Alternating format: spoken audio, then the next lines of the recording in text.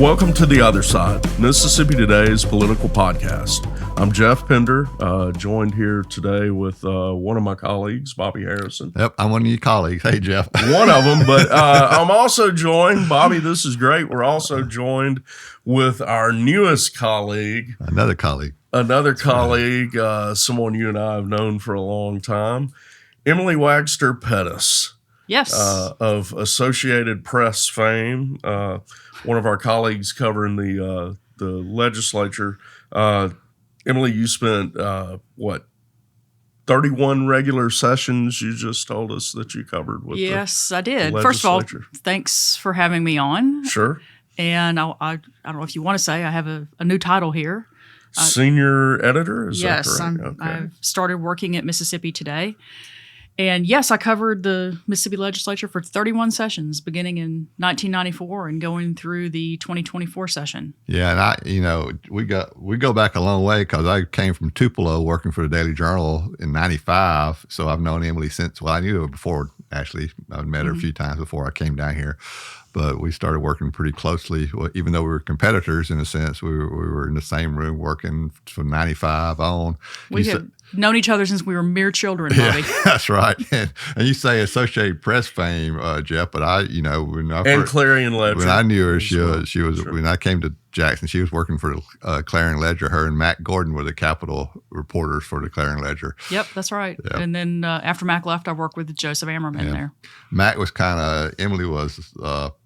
Matt was his own unique person. He still is his own unique person. And he still is. So they made a good team, and she and Joseph did too. And then she and Jack Elliott, and we can go on and on from there. Yeah. I've been fortunate to work with some good people. Emily, as I recall, once upon a time when I was a ganatoid back in Hattiesburg, I believe you were on the coast back then. I think that's when Yes, I did about a year and a first half. met you. About a year and a half as the Gulf Coast Bureau, the one-person Gulf Coast Bureau for the Clarion Ledger.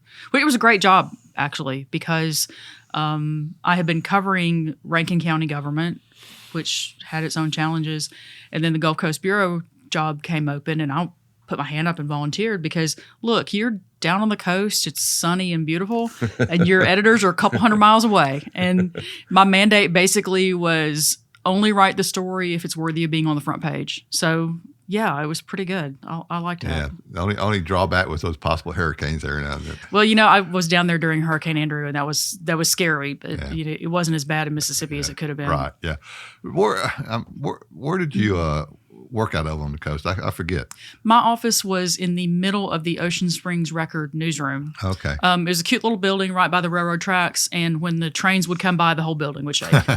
But at the time, the Ocean Springs Record was also owned by Gannett, which is the corporation that owned the Clarion Ledger. So I was right there with them. Okay. Tell us a little bit about what you're looking forward to, what you're going to be working on at Mississippi Today. Yeah, so I'm really eager to be able to work with a newsroom full of smart people, lots of energy. Plus me and Bobby, plus too, you and Bobby, right? Yeah. So as senior editor, part of my mandate is going to be mentoring some of the younger reporters, early career journalists who are coming in. I remember getting my start as a journalist, and it may be the same for you guys as well. One of the most difficult things is you go out on an assignment, you ask all the questions, you come back with all this information, and then how do you organize it, right? It can be pretty daunting to have a lot of material. And so one thing I want to do is try to, work with people on their organizing and their writing. Sure. and finding sort of the gem of the story and not getting lost in, you don't have to dump your whole notebook onto the computer screen, right? So that's one thing. I'm going to be doing some outreach to other news organizations as well to figure out, because Mississippi Today is a nonprofit and makes its stories available for republication to newspapers, TV stations as well, and other broadcasters. And so I want to kind of strengthen the working relationships within the state that Mississippi Today has. Great. Yeah. We I know there have been some ups and downs in recent years, but we've seen, I guess, a little bit of growth in journalism maybe across the state. Some publications appear to be adding Right. Yeah. reporters There's again. growth here and there, but unfortunately, there are some places that are.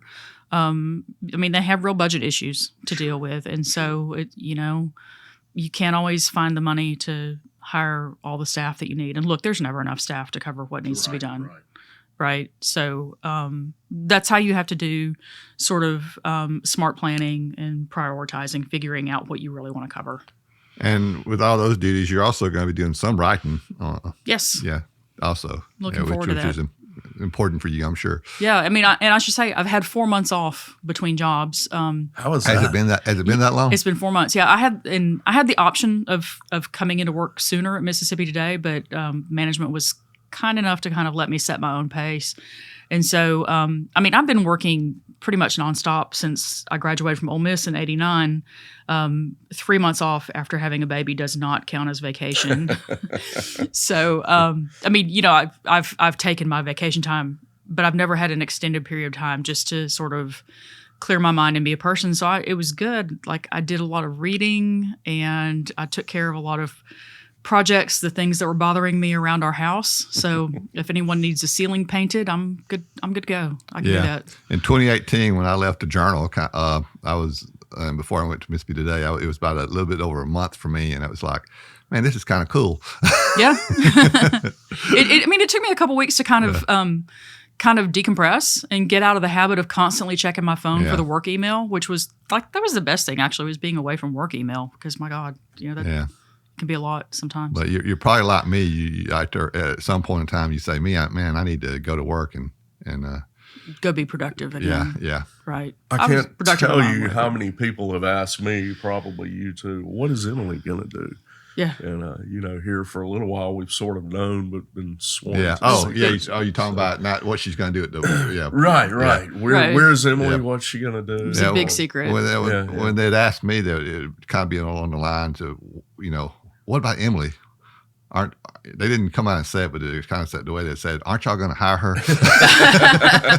Well, we're very happy to to make this announcement. I think the official announcement was made this week, but as far as the podcast, this is the official announcement, and we're both very pleased to have a journalist and a friend that we really respect. Yeah, and I'm super happy to be working with. Both of you guys are like really good friends. We've known each other forever.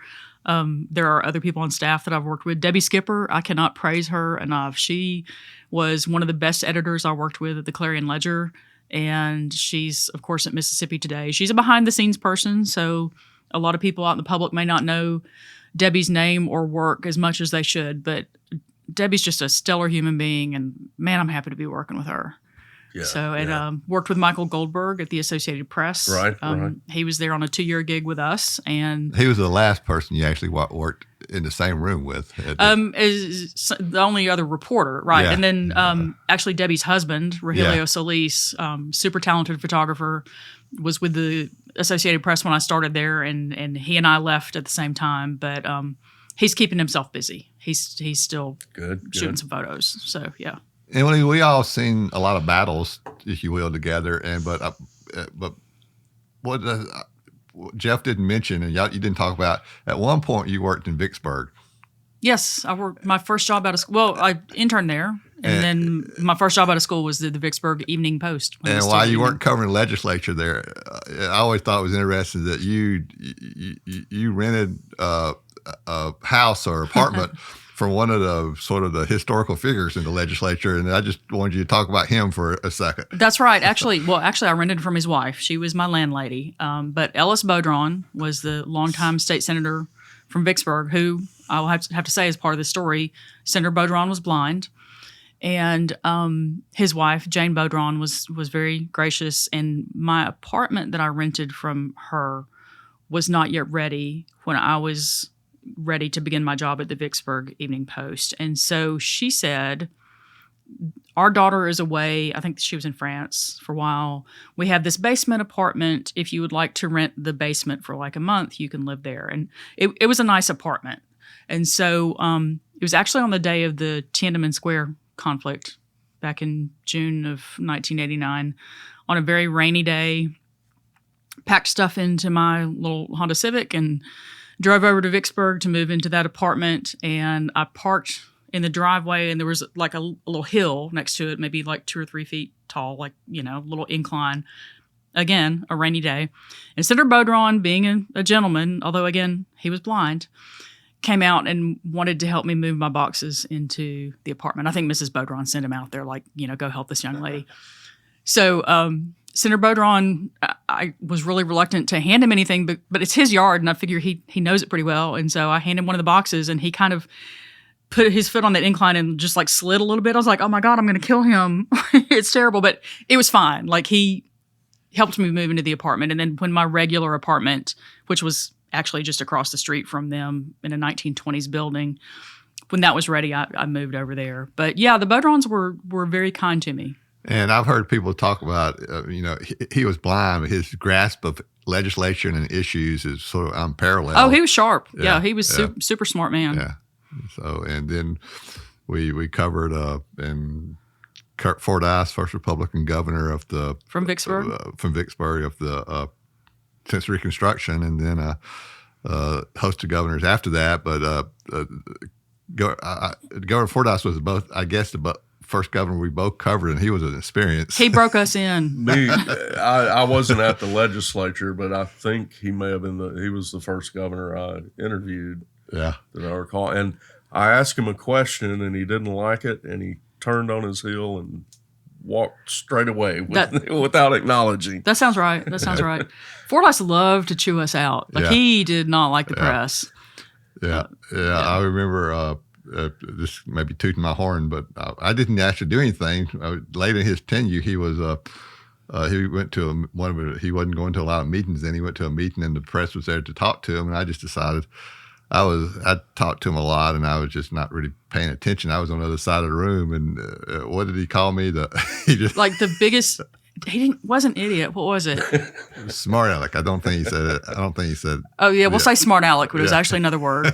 Biggest smart aleck I've ever met.